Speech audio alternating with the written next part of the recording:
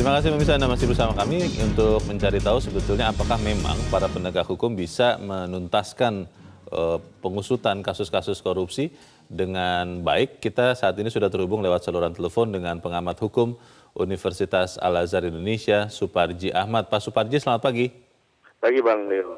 Pak Suparji, Indonesia masih sebagai salah satu negara terkorup menurut beberapa lembaga internasional. Kita melihat juga ada beberapa kasus Senturi misalnya diusut oleh KPK berhenti di seorang Budi Mulya, walaupun ada beberapa nama yang disebut, tapi kita tidak tahu kelanjutannya. Kita melihat kasus terakhir penetapan status tersangka kepada mantan Dirut Pertamina Karen Agustiawan oleh Kejaksaan Agung, yang kita harapkan itu juga berujung, karena kalau kita melihat dugaan besaran korupsinya besar dan ini juga harusnya tidak bisa hanya dilakukan oleh 1, 2, 3 orang. Pertanyaannya, Anda melihat tidak ada keseriusan para penegak hukum, apakah itu kepolisian, Kejaksaan Agung, ataupun KPK untuk menuntaskan kasus-kasus besar yang mungkin gara-gara besar kelihatannya penegak hukumnya takut. Bagaimana Pak Suparji? Ya, saya masih skeptis atau publik juga masih skeptis terhadap keseriusan itu karena berkali-kali banyak kasus tidak tuntas sampai pada aktor intelektualnya. Kasus Senturi misalnya, kita tidak menunggu kemajuan secara signifikan setelah ada putusan Pengadilan Negeri Jakarta Selatan adanya objek pra-peradilan secara diam-diam. Tapi setelah itu kan kita tidak tahu apa yang dilakukan oleh KPK dan kemudian kasus-kasus yang lain pun juga berhenti pada lingkaran-lingkaran itu dan kemudian kita tidak pernah mendapatkan satu gambaran secara komprehensif tentang aliran dana itu siapa yang menikmati. Dengan demikian publik menjadi tahu ternyata inilah modus operandi korupsi dan inilah pihak-pihak yang terlibat.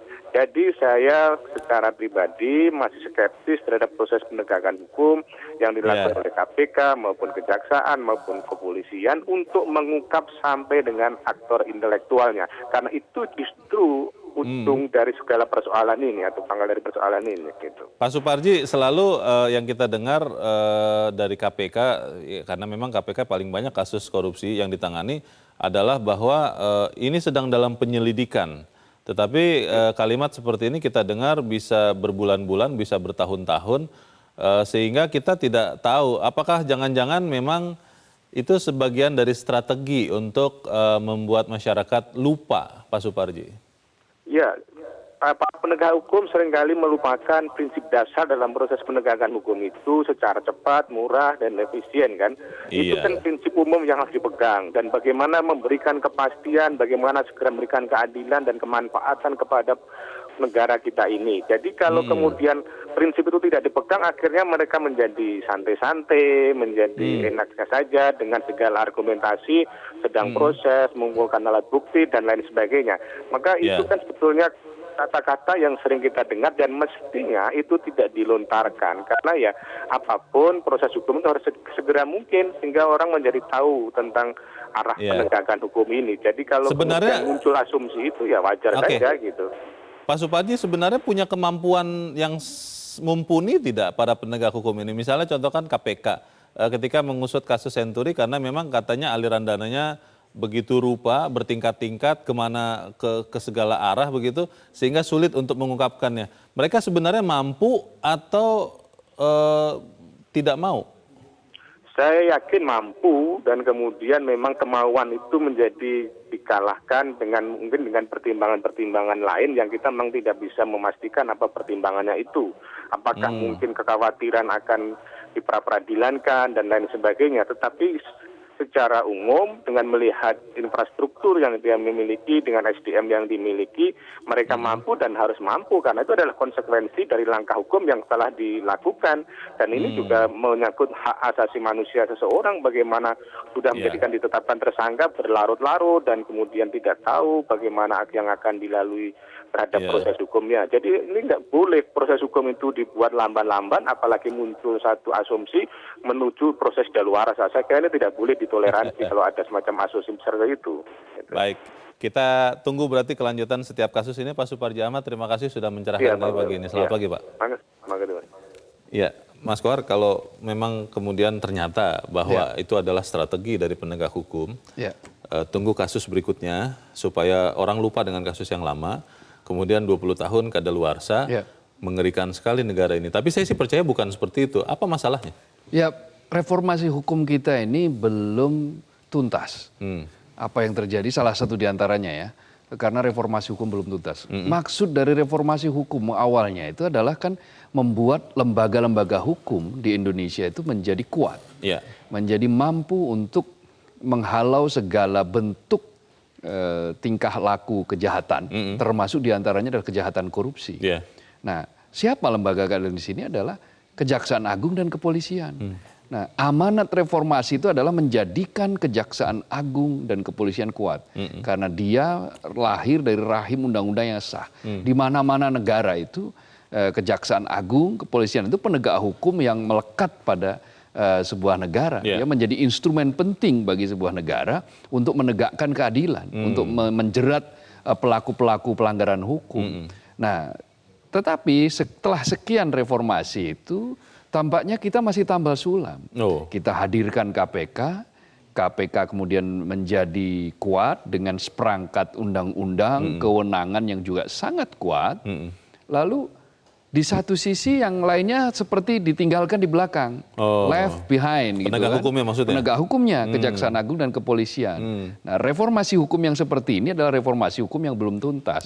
Kita lihat aja, kalau kita bicara media darling, siapa media darling?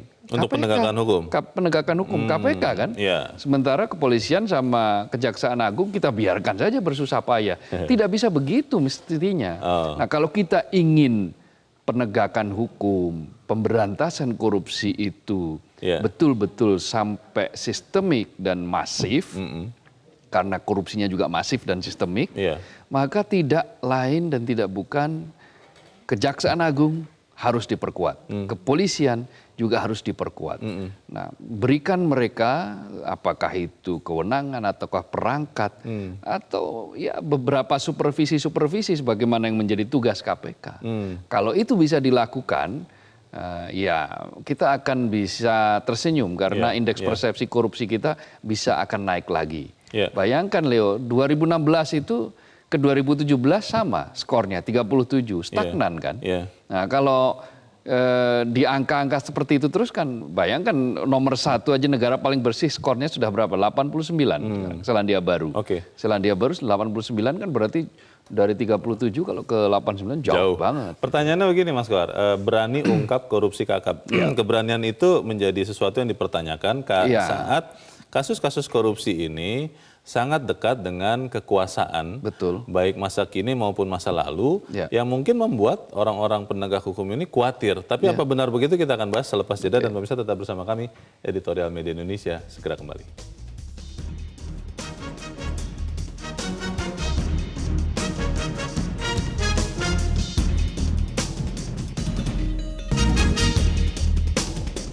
Terima kasih pemirsa, Anda masih bersama kami. Mas Kohar, tadi pertanyaan sebelum jeda, sebetulnya takut mungkin ya, jangan-jangan sehingga tidak diungkap secara tuntas. Kita tidak bisa mengatakan dia takut atau tidak, tetapi kalau kita trace, kita tengok ke belakang, selalu kalau kasus-kasus kakap yang diduga ada aliran atau ada arah ya, mengarah kepada pihak-pihak yang sangat berkuasa, maka nyali itu menjadi ciut. Atau setidak-tidaknya begini, saya sering mengatakan di forum ini juga, di beberapa forum, bahwa seperti kok ada dua jalur di penegak hukum kita, di KPK misalnya, jalur cepat, jalur lambat. Kalau kasus-kasus yang tengah-tengah, yang ringan-ringan itu cepat, jalur fast track cepat. Begitu ya? Iya betul, jalur cepat. Tetapi begitu kasus-kasus yang bisa mengarah kepada pihak-pihak yang sangat kuat, maka dia seperti kayak siput itu, jalannya pelan, bahkan muter-muter. Kalau perlu bertahun-tahun, tetap ada orang jadi tersangka misalnya bertahun-tahun, tidak jelas nasibnya. Nah, ini pernah beberapa kali kita ungkap, kita tanyakan, dibantah, akan selalu dibantah, tetapi kan publik akan menyaksikan. Kenapa? Salah satunya ya seperti itu. Itu kan bukti bahwa jangan hanya karena pihak-pihak yang lain misalnya perilaku korupsinya, kenapa kok orang bertanya